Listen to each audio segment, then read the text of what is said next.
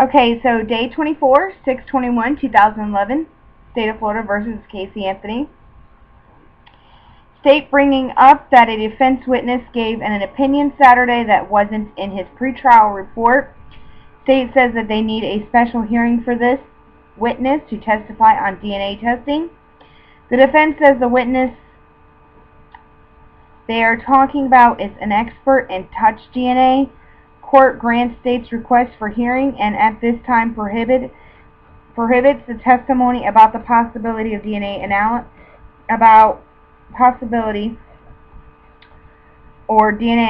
of decomp fluid in the trunk. Scheduled trial hearing. Defense witness Jennifer Welch is the fifth time. She was originally called by the state. She works for CSI Orange County.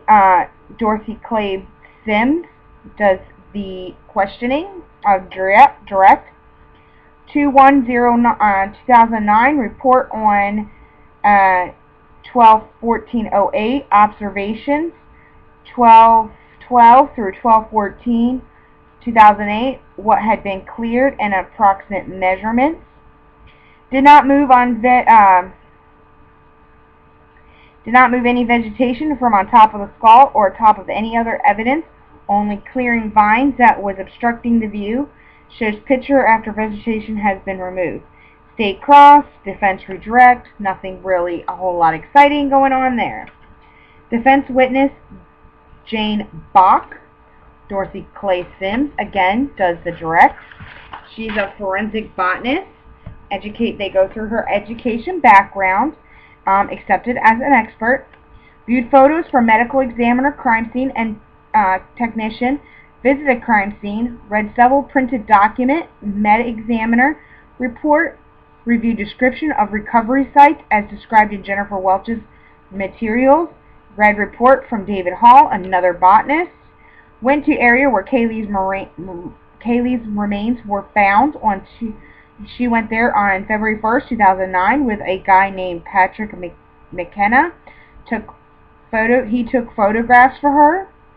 Showed at Suburban Drive when she went there and asked what was on the ground. She said it was leaf litter. She was asked what is leaf litter. She was asked what is leaf litter. She answered general term of where leaves that fall off. After viewing photos and reports and visiting the scene, she visited the scene 7 weeks and 1 day from the time that the remains were found. What opinion she had formed on the shortest period of time Kaylee's remains could have been at the scene. Answer, approximately 2 weeks. Cannot tell them when they were placed there. Her opinion on 2 weeks because of the pattern of the leaf litter. Says she can't tell how old the roots were when the body was found. State cross. She's from Colorado. Area where Kaylee's remains would be ecologically classified as a swamp or hardwood. Occasionally, what a swamp and hardwood means is occasionally underwater or wet. Saying roots in laundry bag and accumulated roots growing into bones could have been there in 2 weeks in December. Now, give me a break. I'm not a botanist, but I used to live in Florida. And Orlando was about, I'd say, about an hour and a half, 2 hours from where I was. And let me tell you something. December, okay, even I would venture to guess, if I remember correctly, it started getting chilly in November, okay? In December, we do have cold times down there. It has been a few years since I have seen a very hot winter. And in 2008, let me think. I'm trying to remember when I was down there last. I was down there around this time frame, which is all I'm trying to think of the closest time frame I was down there. Visiting at Christmas time, which would have been late December. mid-December to late December, about a couple weeks around Christmas. And let's see, this is 2010. So I was down there in 2008, actually, after the remains had been discovered. And I remember that it was chilly on several days leading up to Christmas. And the only day I remember being really hot was Christmas Day, which I found really ironic. And then the day after that, it got cold again. So, honestly, I don't think this lady is got all her marbles. Quite frankly, there had been a hurricane that went through there, and she cannot tell by the leaf litter on the ground when it could have only been 2 weeks, from December to February. And I'm telling you that from experience of being in Florida.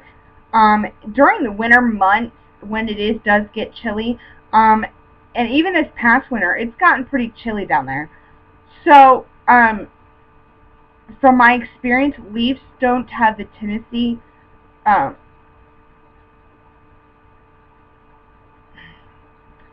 be falling anymore. I would say that would be around October time frame that they fall the most.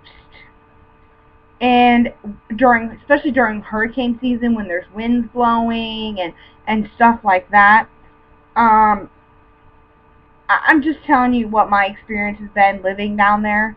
I remember very little leaf falling in the winter time. I know what really happened a lot during hurricane season, which is like from June to October time frame, I believe, if I remember correctly, because even being here in Virginia, we still do experience some hurricane. So, I mean, I can show you pictures. I could even prove pictures when I was down there. But to the extent, I don't believe it. I don't believe it. It was 7 weeks, and there was not that much litter. Leaf litter, what she calls, leaf litter. And in one spot, there really wasn't hardly any leaf litter in the picture, which was, if you're looking at the picture, would be to the right. And that shows me like maybe the wind picked up, or maybe shook some leaves off the tree because of wind blowing. That's my opinion on being just a paralegal student and having some common sense. Anyways, getting back to what she had said, saying roots in laundry. Okay, I already told you that. Shows her picture of skull before it was touched. At this point, Casey's Anthony head is down, turns away from monitor, and starts breathing very heavy. She says the leaf litter in the photo that was taken and the photo of the skull is the same. No, it's not. I've seen it. Not the skull itself. I've seen the pixelated. They showed it, but with the pixelated, it was a lot more. Did not measure the leaf litter that is shown in her photo. And Jeff Ashton's the one doing the questioning, and I think he did a very good job. He didn't miss a beat. She said, did anyone else do that? Jeff Ashton's response was, the neat thing about this is you don't get to ask me the question. And at that point, Casey's head still down, turned away, and laughing and covering her face because she was laughing.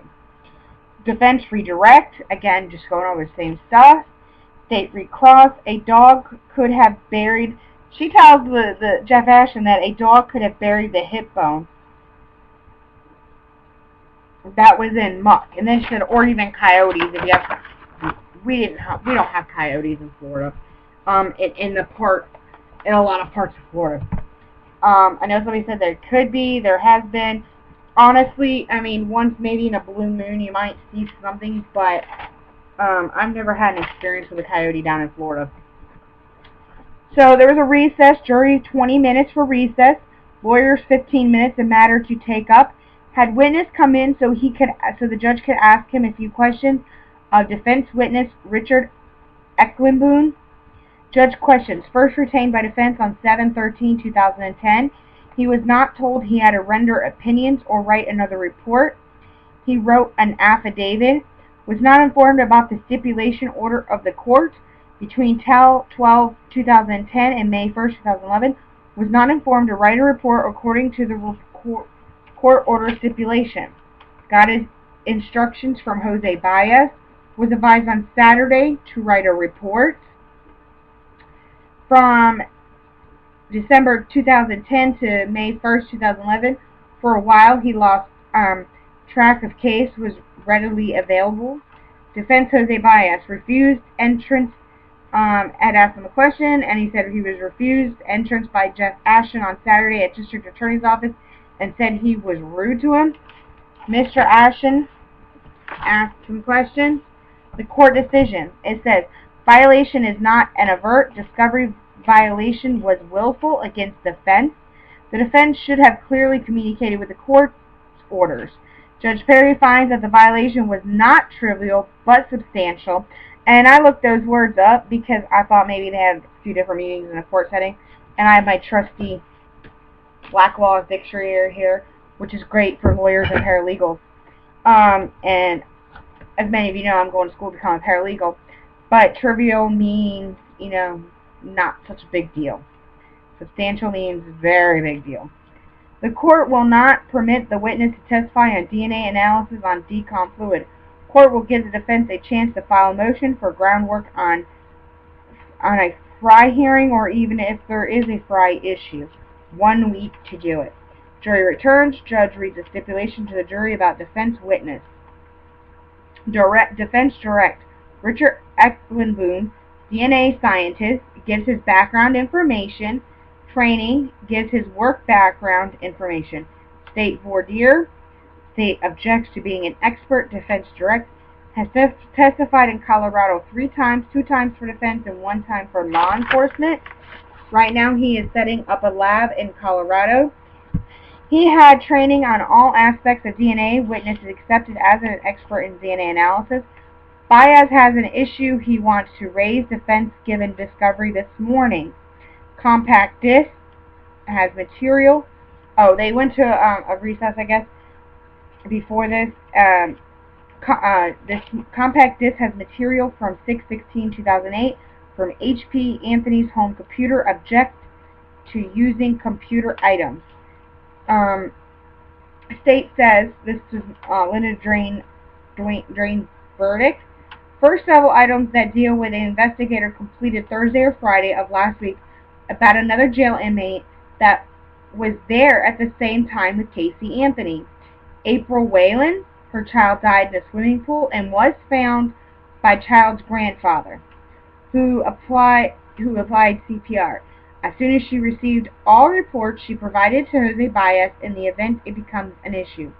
Last item is a filtered copy of hard drive of items from the hard drive that Mr. Baez has had for years.